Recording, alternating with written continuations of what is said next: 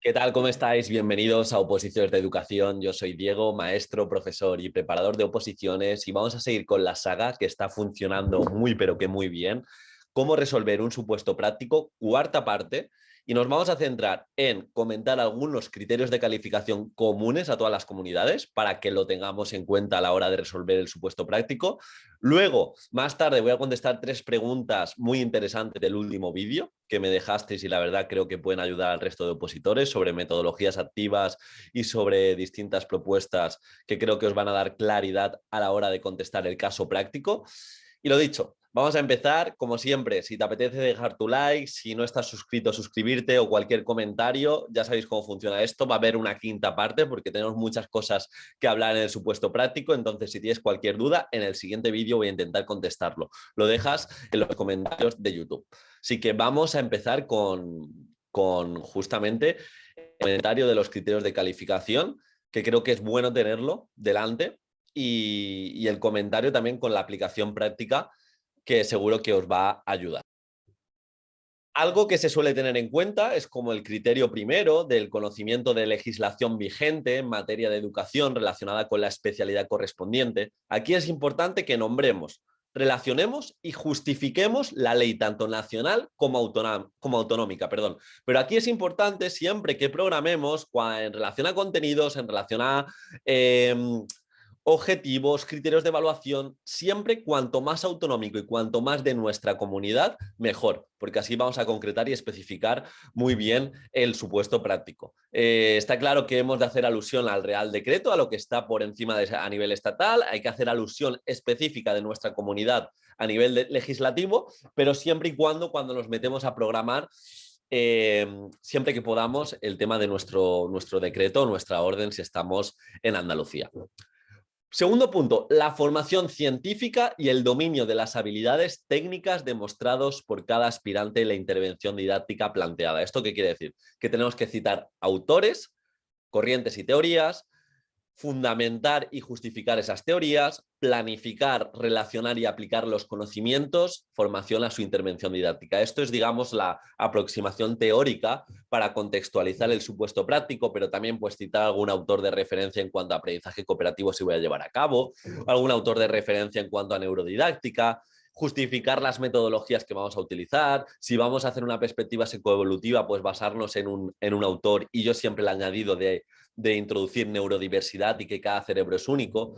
En definitiva, nuestro supuesto también tiene que tener esta fundamentación teórica basada siempre que podamos en evidencia científica. Para eso tenéis un vídeo que os lo voy a dejar por ahí, aquí justo arriba, donde hablábamos de cómo nombrar o cómo poner neurociencia en nuestras oposiciones, cómo aplicarla. Tercer punto, la inclusión de un enfoque favorecedor al desarrollo y la adquisición de las competencias. Al final tenemos que relacionar esas competencias utilizadas con el resto de elementos curriculares, objetivos, contenidos, metodología, criterio de evaluación, estándares de aprendizaje. Diego, nombro la orden ECD 65, está derogada. Bueno, yo siempre y cuando nombraría el artículo 2 del Real Decreto, que suelen aparecer las competencias clave ahí, aparecen las competencias clave. Entonces, puedo nombrar la orden ECD diciendo que al final extraigo de ahí las competencias clave, pero dejando patente que está derogado, que está derogada en este caso. Y dentro de este punto de la inclusión hemos de justificar las competencias que hemos utilizado en relación a las actividades y cómo éstas contribuyen de manera concreta a su logro. Esto es importante. Nosotros podemos hacer alusión al principio del supuesto práctico dentro de la contextualización a las distintas competencias que se van a abordar en la unidad didáctica o en la sesión que nos propongan, pero yo siempre pido a los opositores un añadido más y en la propia actividad que se vea que es una tarea competencial, que se haga una relación. Imagínate que la propia actividad pues se lleva a cabo algo digital, pues voy a hacer alusión a la competencia digital, al objetivo de etapa, etcétera, etcétera. Cuantas más relaciones que ayuden al tribunal a tanto marcar los estándares de los criterios de calificación como, siempre esto es muy importante, contestar lo que se nos pide, mejor que mejor. Y para esto es muy importante, ya sabéis que tengo una formación de metodologías activas donde os dejo una clase gratuita justo en las notas del programa y en la descripción de este episodio, y es que dentro de muy poquito voy a añadir 3 proyectos nuevos de aprendizaje-servicio, tanto para infantil como para primaria, como para secundaria y FP, en los que he trabajado en las últimas semanas. Me he puesto en contacto con distintos docentes que los han llevado a cabo y creo que os va a ayudar. Ya sabéis que hay distintos módulos de metodologías activas, pues dentro del curso vamos a actualizar dentro de no mucho ese módulo de aprendizaje-servicio. Ya tenéis 20 ideas para llevar a vuestros supuestos, pero bueno, más ideas independientemente, como digo, de la especialidad y la comunidad. Vamos por el cuarto criterio. Sería la intervención didáctica planteada, las estrategias metodológicas y organizativas, así como los procesos de enseñanza, aprendizaje en un contexto escolar inclusivo. Al final, adecuarnos a una metodología, a la metodología que elijamos, ser muy concretos y específicos, dejar constancia de cómo vamos a hacer los agrupamientos favoreciendo esa inclusión, recursos, cómo nos lucramos de los recursos del centro, de la comunidad educativa, como digo, adecuarnos a los aspectos organizativos, mencionar una contextualización del entorno, del centro, nivel educativo y necesidades educativas del alumnado y recursos materiales. Esto al final es una contextualización, pero se lleva al papel siendo muy concretos, muy específicos, la metodología que vamos a llevar a cabo, las relaciones coordinativas con el resto de docentes, el trabajo interdisciplinar, etcétera, etcétera.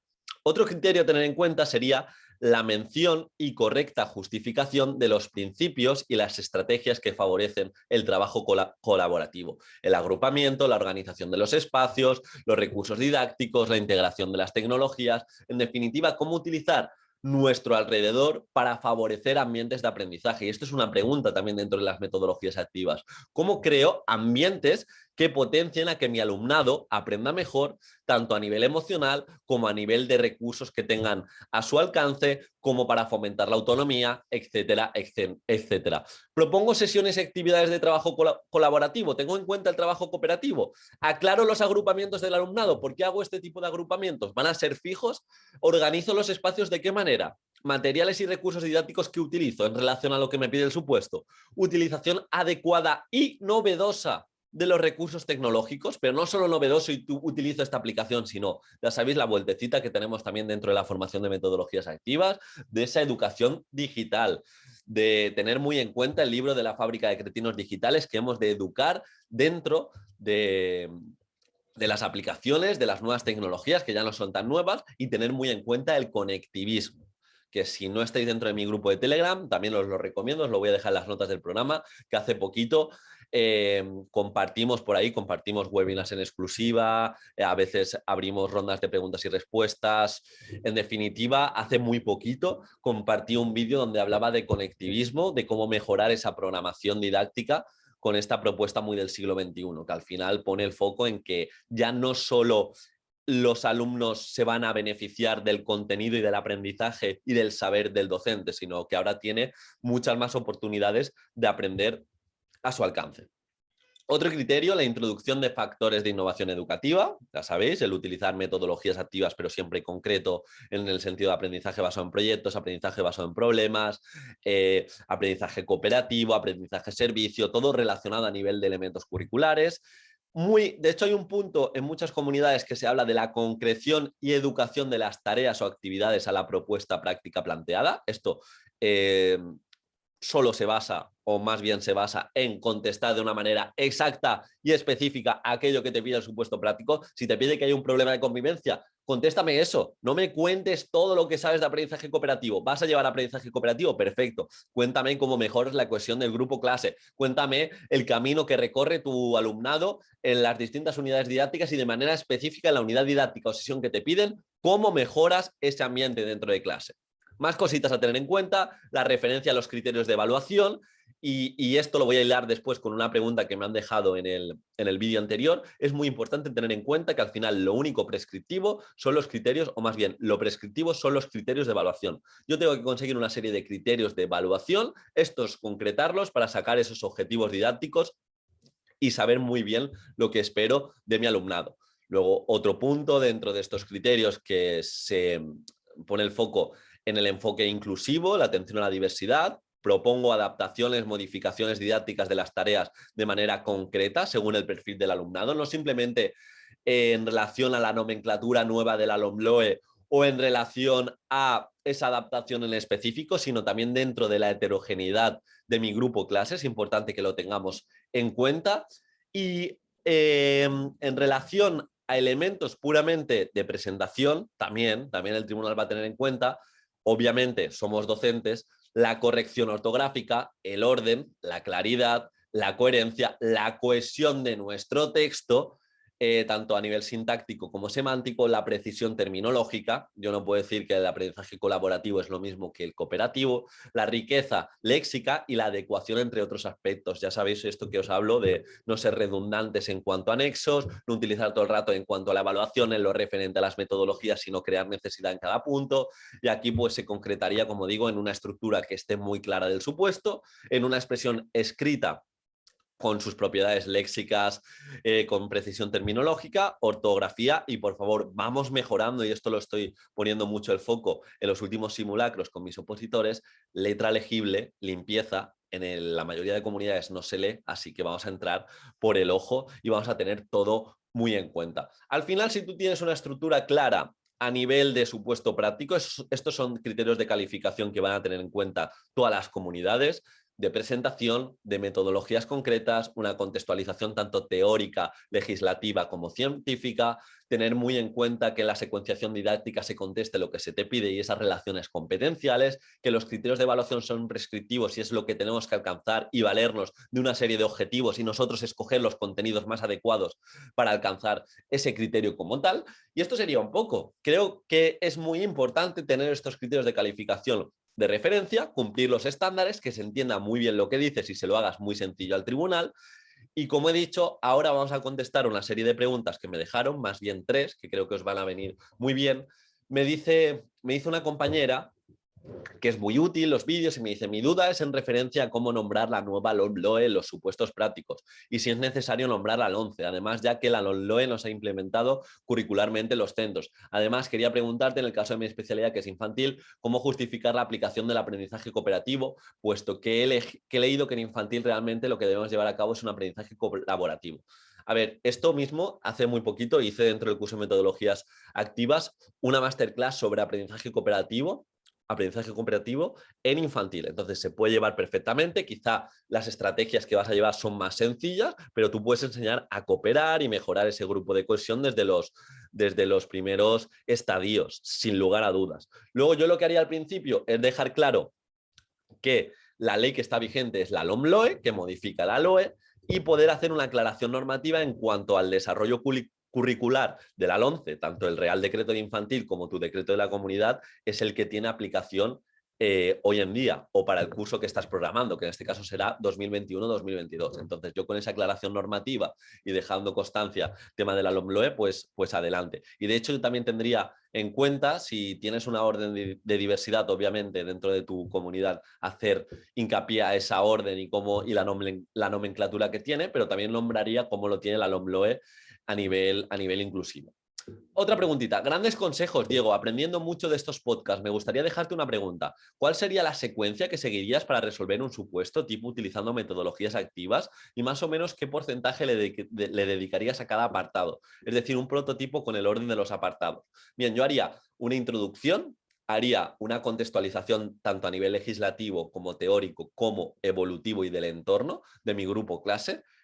Pondría de referencia qué criterios de evaluación voy a alcanzar. Desde ahí sacaría los objetivos didácticos y los relacionaría con los de etapa. Al final decidiría una serie de contenidos y esto lo relacionaría también con las competencias que voy a abordar. Hablaría de la metodología y ahí me metería con la principal metodología activa, por qué la voy a utilizar, qué voy a conseguir con ella y voy a intentar ser muy específico. Y aquí hablaría también de agrupamientos, de formas de evaluar y demás.